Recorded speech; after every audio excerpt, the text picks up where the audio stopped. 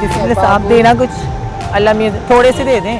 हालिया मरदमशुमारी के मुताबिक पाकिस्तान में ख्वाजा सराओं की कुल तादाद 10,418 है। ये एक मुसलमा तिब्बी और तमदनी हकीकत है कि इंसानों की सनफी एतबार से दो ही किस्में हैं, एक मर्द और दूसरी औरत। अलबत्ता जिस्मानी खामियों की वजह से, पैदाइशी तौर पर या फिर पैदा होने के बाद जीनियाती खराबी की वजह से बाज इंसान मुकम्मल तौर पर ना मर्द होते हैं और ना पूरी औरत। उनको ख्वाजा सरा कहा जाता है। नफ्सियाती तौर पर ये लोग अपनी अदम शनाख्त का शिकार होते हैं।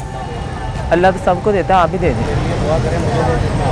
मैं तो सारे दिन दुआएं करती रहती हूँ। हमेशा से समाजी तासुब ख्वाजा सराओं के रोजगार, तालीम और पेशा वराना तरबियत के हुसूल की राह में रुकावट रहा है, लेकिन अब मुआशरा तेजी से तब्दील हो रहा है। मुआशरे में आगाही पैदा होने के साथ साथ ख्वाजा सराओं में आगे बढ़ने का जुनून और लगन भी देखी जा रही है। अब ख्वाजा सरा फैशन, एंटरटेनमेंट और मीडिया जैसे शोबों का रुख इख्तियार कर रहे हैं, जिनमें से एक नुमाया नाम मारविया मलिक का है, जिसे पाकिस्तान की पहली ख्वाजा सरा न्यूज एंकर होने का एजाज भी हासिल है। अस्सलाम वालेकुम, कोहिनूर न्यूज के साथ मैं हूं मारविया मलिक। नजर डालेंगे हेडलाइंस पर। लोगों के रवैये में बहुत ज़्यादा फ़र्क आया है और पहले की निस्बत लोगों में एक्सेप्टेंस जो है वो बढ़ती जा रही है। ख़ास तौर पे सोसाइटी के वो लोग जिनसे पढ़े लिखे हैं और सेंसिटाइज्ड हैं ऑलरेडी, वो बहुत ज़्यादा उनका रवैया चेंज है।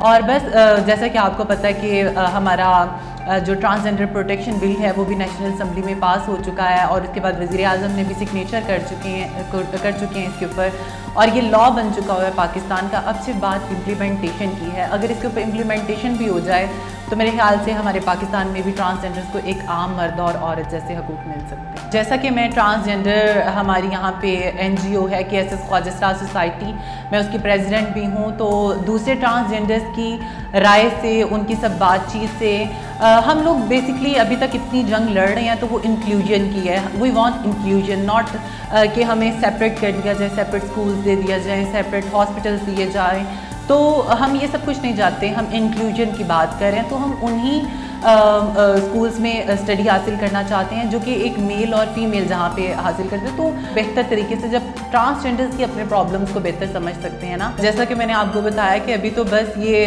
लॉ बन चुका है, इसके ऊपर इम्प्लीमेंटेशन होना बाकी रह गई है। लॉज तो आए दिन बनते हैं और काफ़ी ज़्यादा बिल्स भी पास होते हैं, तो बात होती है इम्प्लीमेंटेशन की। जब ये इम्प्लीमेंटेशन हो जाएगी तो मेरे ख्याल से मैं फिर ज़्यादा बेहतर तरीके से इसके ऊपर बात करूँगी। इम्प्लीमेंटेशन बहुत ज़रूरी बात है। जैसा कि आप देख रहे हैं आज सोसाइटी में एकदम से चेंज आ रहा है।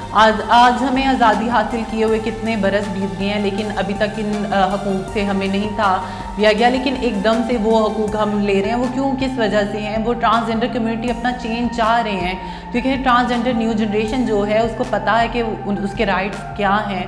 उन्होंने आवाज़ बुलंद की, हम सब ने मिल के उसके ऊपर काम किया। तो हम खुद ही चाह रहे हैं कि सोसाइटी में इस चीज़ का चेंज आए। इंशाल्लाह आगे बहुत कुछ होने वाला है। तो इस्लाम में सबसे ज़्यादा जो जोर दिया गया वो इंसानियत पे दिया गया है, उसमें इंसान ही लिखा गया है। हमारे कुरान मजीद ओपन कर लें, कुछ भी ओपन कर लें, उसमें इंसान का लफ्ज़ यूज़ हुआ है, ना कि मर्द औरत या फिर एक ख्वाजा सरा का लफ्ज़ यूज़ हुआ है। तो हम इस्लामिक कंट्री में रहते हैं तो इस्लाम समझ के ट्रीट करें ना, इससे बड़ी कौन सी बात हो सकती है। अब ख्वाजा सराओं को पाकिस्तान का कौमी शनाख्ती कार्ड भी जारी किया जा रहा है। ख्वाजा सराओं की रजिस्ट्रेशन के लिए नादरा की जानिब से नई पॉलिसी मुतारिफ करवा दी गई है, जिसके तहत नामालूम वल्दियत के हामिल ख्वाजा सराओं के लिए एक गुरु बतौर सरबराह ख्वाजा सरा की दरख्वास्त की तस्दीक करेगा, क्योंकि इस्लाम में ख्वाजा सराओं को दीगर इंसानों की तरह बराबर के हुकूक दिए गए हैं। बहुत बुनियादी नौइयत का सवाल है और बहुत अहमियत का हामिल भी है। आज के दौर में हर जगह तब्दीली महसूस हो रही है, तो इनके हवाले से बुनियादी तौर पर जो शरई तौर पर नुक्ता नज़र है वो ये है कि इनकी मुख्तलिफ़ किस्में हैं। इनमें बाज़ ऐसे होते हैं कि जिनमें मर्दों वाली अलामात गालिब होती हैं, बाज़ ऐसे होते हैं जिनमें औरतों वाली अलामात गालिब होती हैं।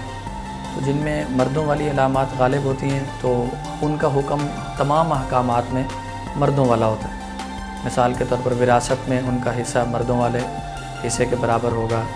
इसी तरह मर्द जितने काम कर सकते हैं, माशरे में जितनी ज़िम्मेदारियाँ वो उठा सकते हैं, तो वो उनका हुक्म भी उसी तरह होगा, वो भी उठा सकते हैं, बिल्कुल एक आम इंसान की तरह। अल्लाह की तरफ से ये भी मुकम्मल इंसान होते हैं। कुछ हार्मोनल, कुछ इस तरह की इनमें कुछ कमी रह जाती है। वरना जिस तरह मर्द या औरतें अल्लाह के एक बंदे या बंदियाँ होती हैं, इसी तरह ये भी अल्लाह के मुकम्मल इंसान होते हैं और मुआशरे के लिए ही अल्लाह ताला ने इनको पैदा किया होता है। इसलिए मुआशरे को इन्हें कबूल करना चाहिए। निजी महफिलों में डांस की गर्ज से मुदू किए जाने वाले या सड़क पर भीख मांगने वाले ख्वाजा सरा जहां दुश्वारियों, मुफलिसी और माशरे में पाई जाने वाली तंग नजरी से लड़ते हुए दिल बर्दाश्ता हैं।